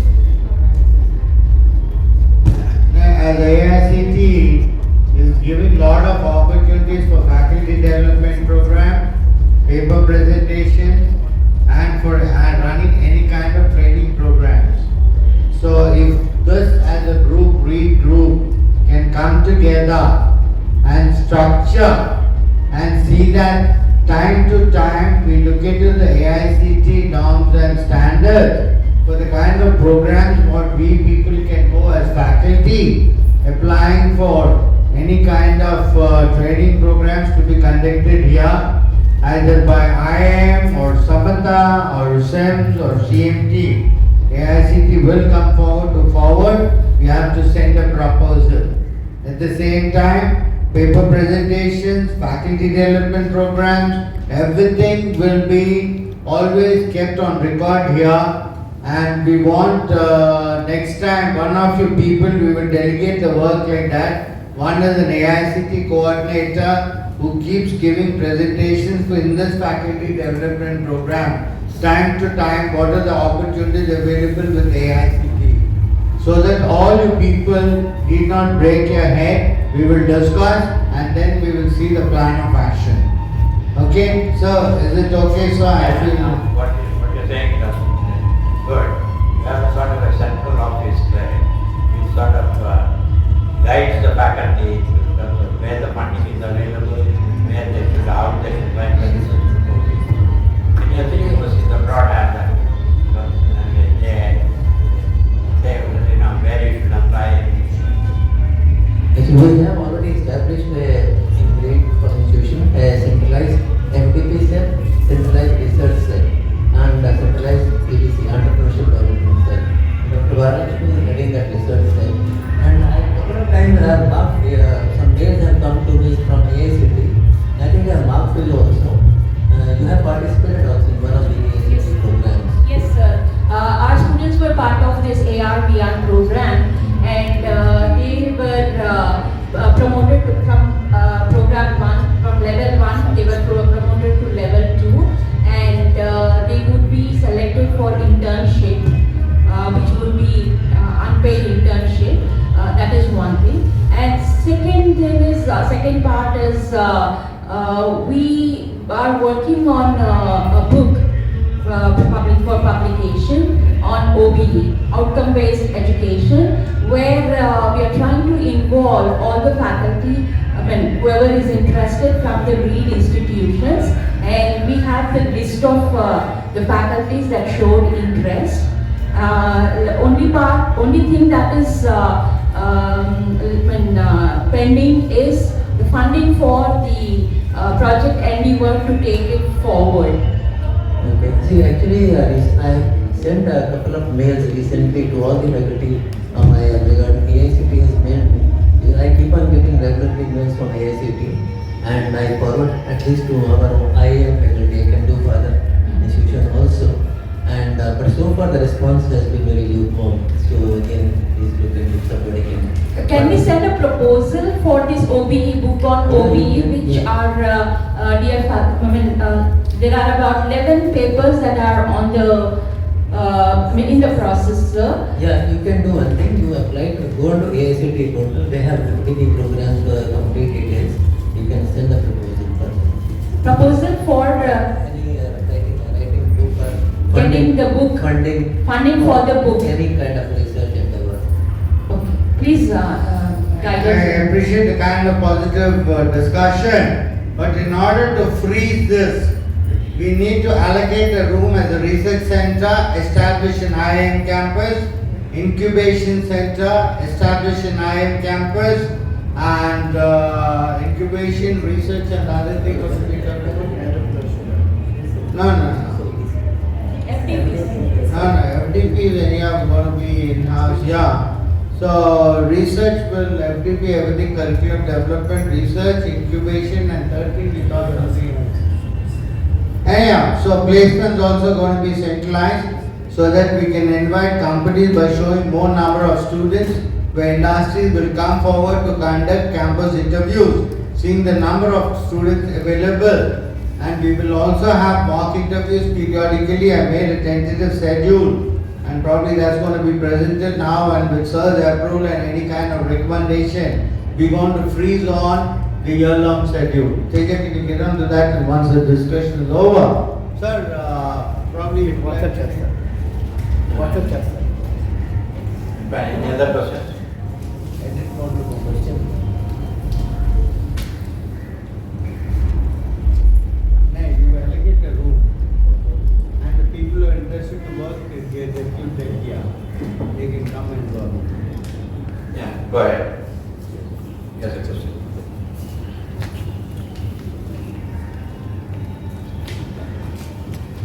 Sir, thank you, sir. It is an intellectual session. Sir, we are living in digital era. This era, research or teaching any topic, technology is dominating us, sir. We are in the hands of the technology, sir. We don't know how far technology is utilizing our research and what extent it should be applicable, sir. How to coordinate with the technology in our research or teaching, sir. Please, sir. I don't understand. Technology for teaching, of course, you must use technology. For research, I don't know what, depends upon what type of research you're talking about.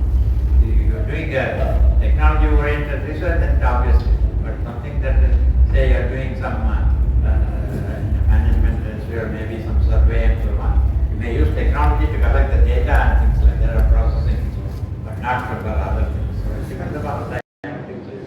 But if you're doing a technology-oriented research, like what is happening in new technologies, what are they coming and so on, then you must be tech savvy also to understand.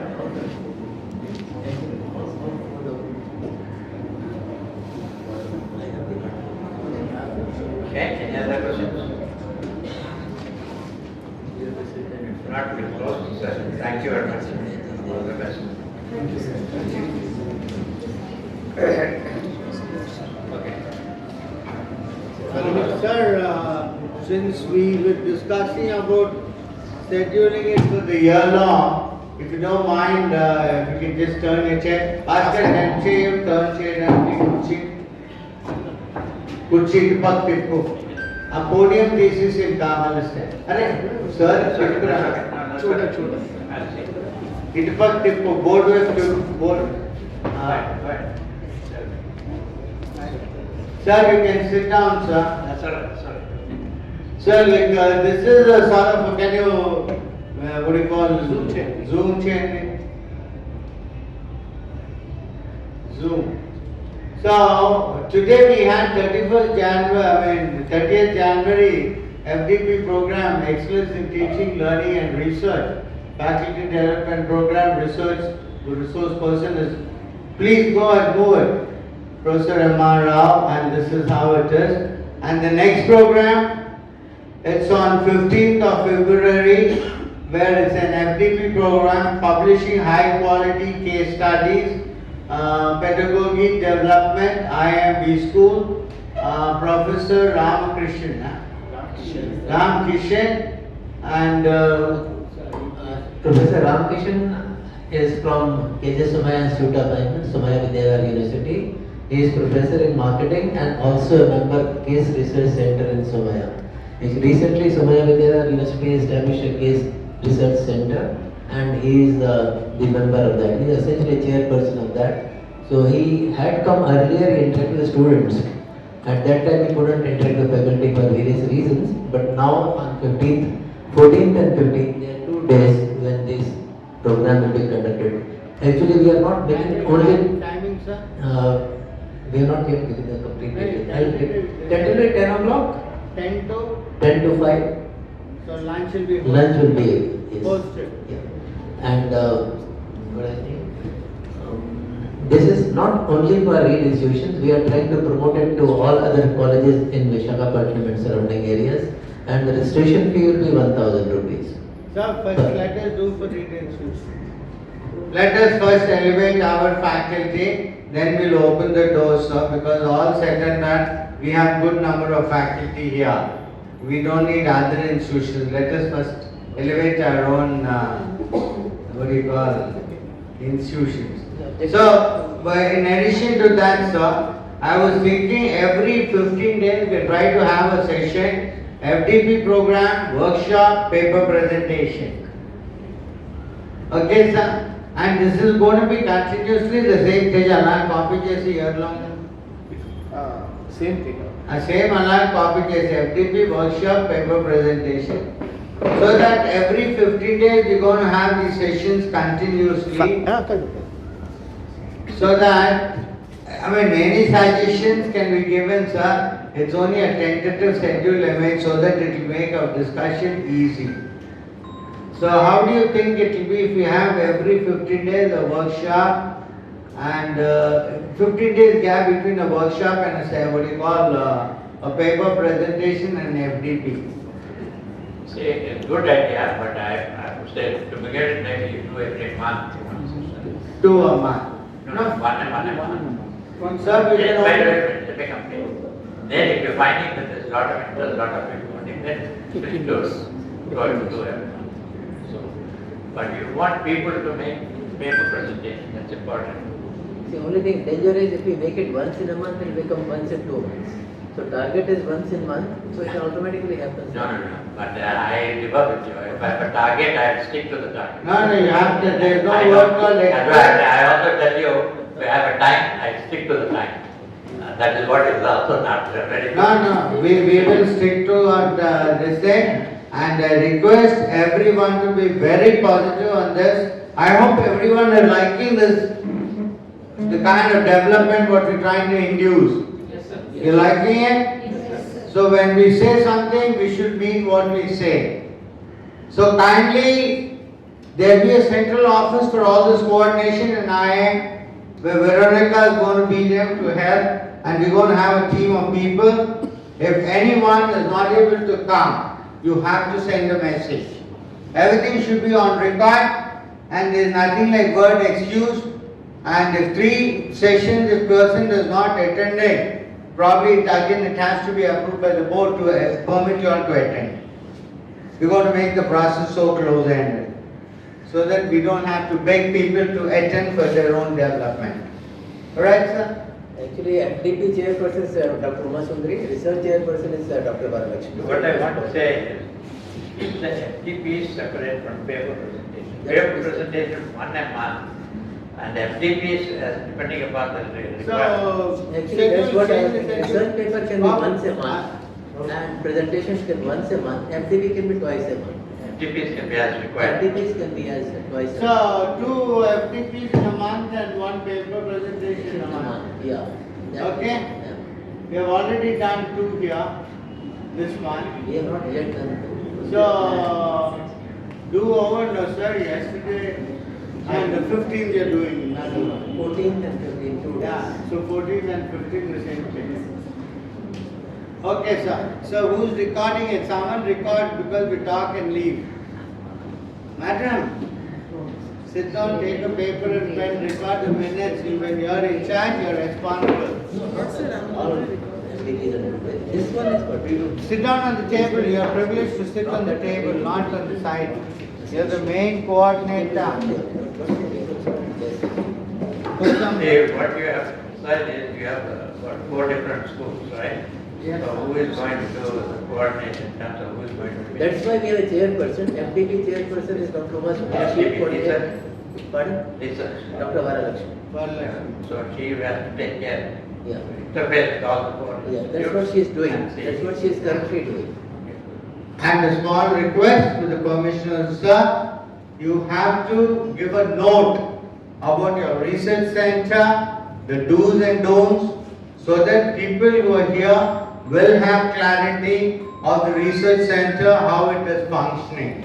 And they know how to participate and they know how to leverage on.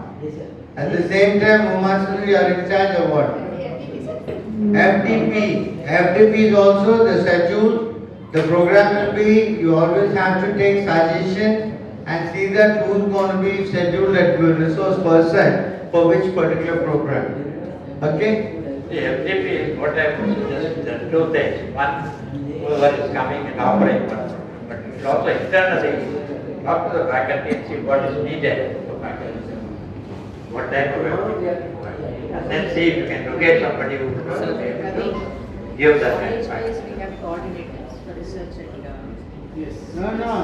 they will talk to the directors or to the See, all said and done, we are centralizing everything. So not every college dancing to their own tune. All suggestions should be sent to the centralized office where we're going to structure it, where all of us are going to work together hand in glove. talk to the director or to the council. Director or whoever should come here to the research center. From every college, we have monitored one faculty. From since we have, Read out the names now, so that from it is since we clear. have Dr. Prashant and That is your for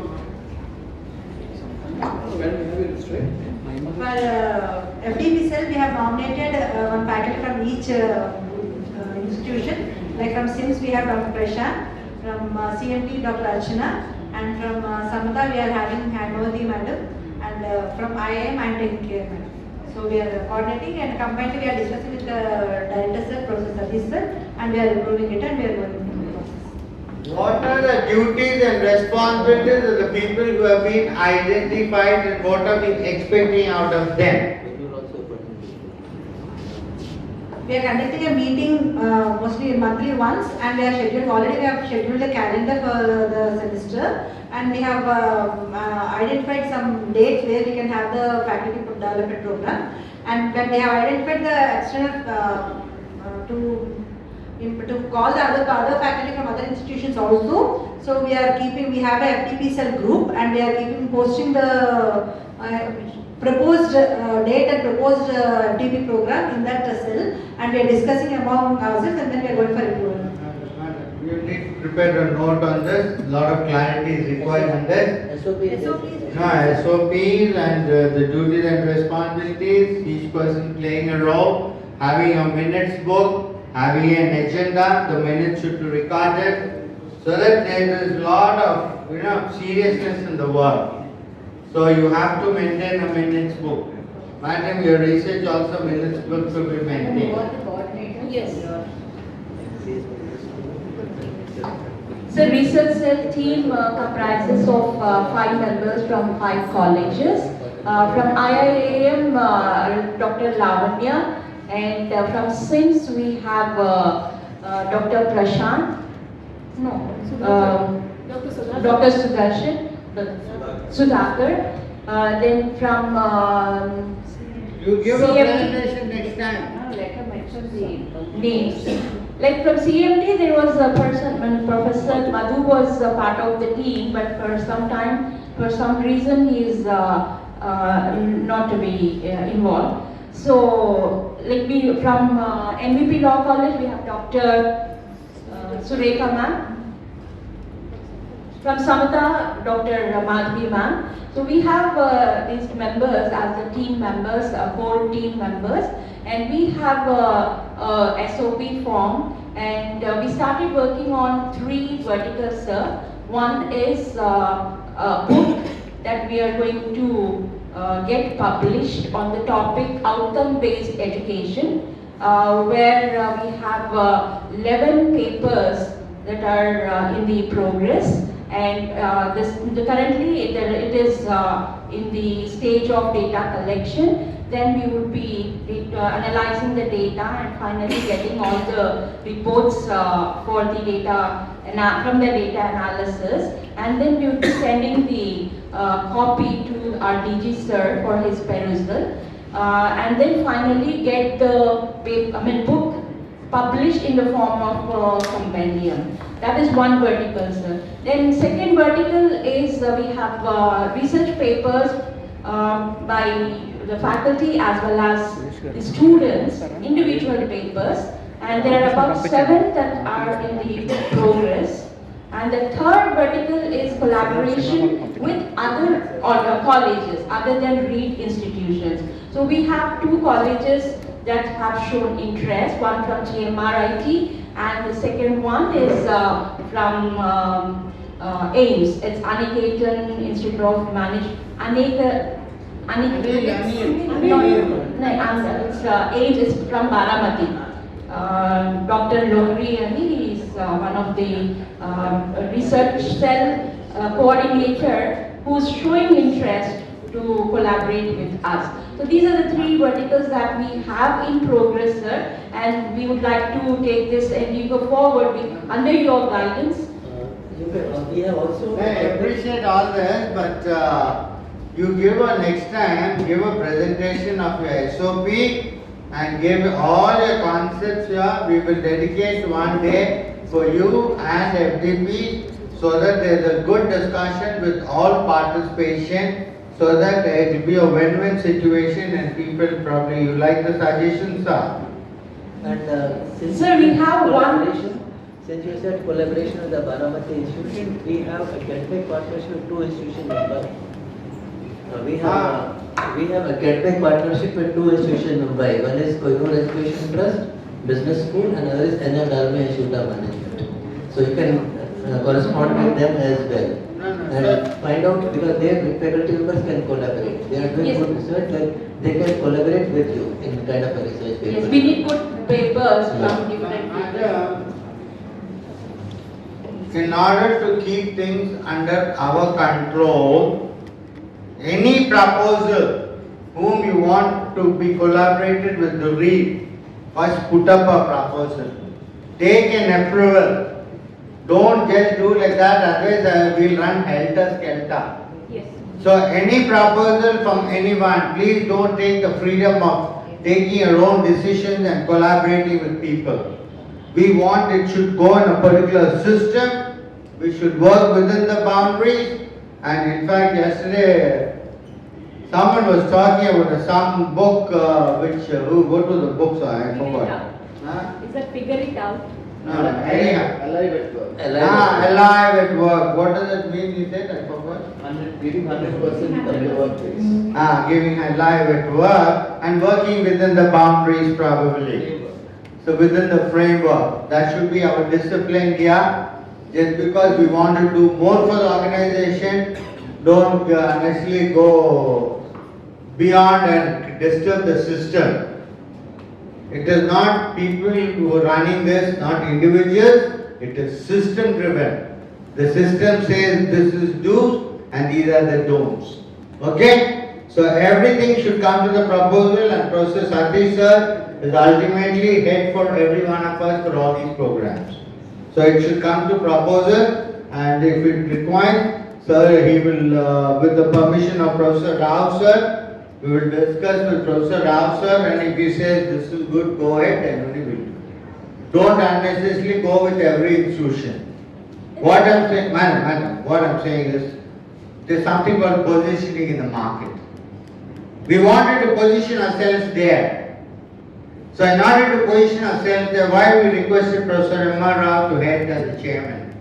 we are positioned at a certain place.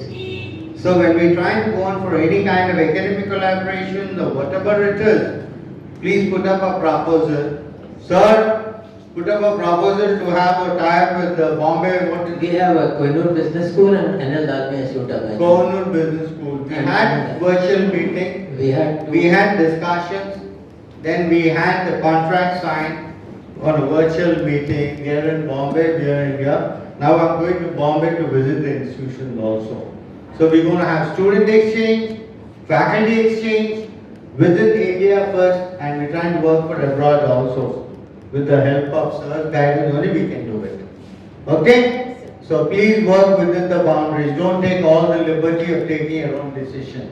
Everything should go very systematically, everything should be approved, then only you guys can go ahead. Let us work like that so that we have control.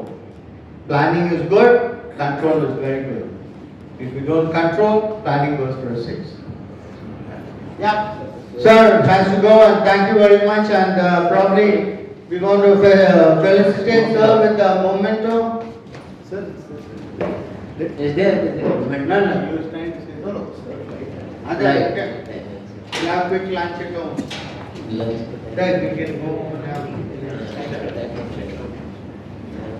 That's what I'll come. Quickly. So, firstly, I thank all the participants today who have come today. I hope you have enjoyed this. You find a lot of positive vibes here. So, this will be done with the help of Professor Rao sir only.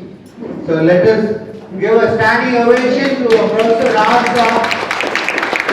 In spite of whatever he did, he's always there with us. Come in the middle, sir. Alright. Come, move around.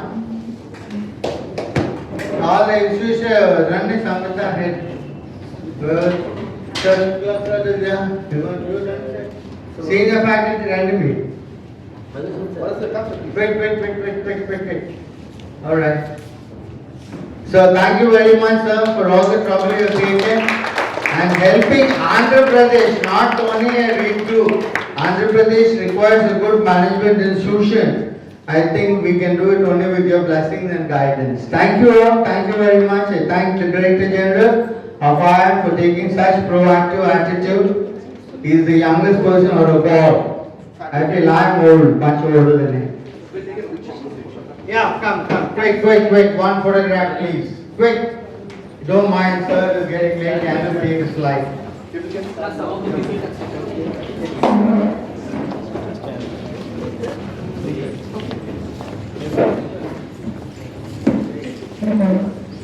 Good, very nice. So everyone please stand and don't take the 3 times, sir has to leave. Oh madam, Veronica. Your name sounds more like a song to me. Rohit, table part of the thing. I table talk in this guy. Amma dekhe amma talking.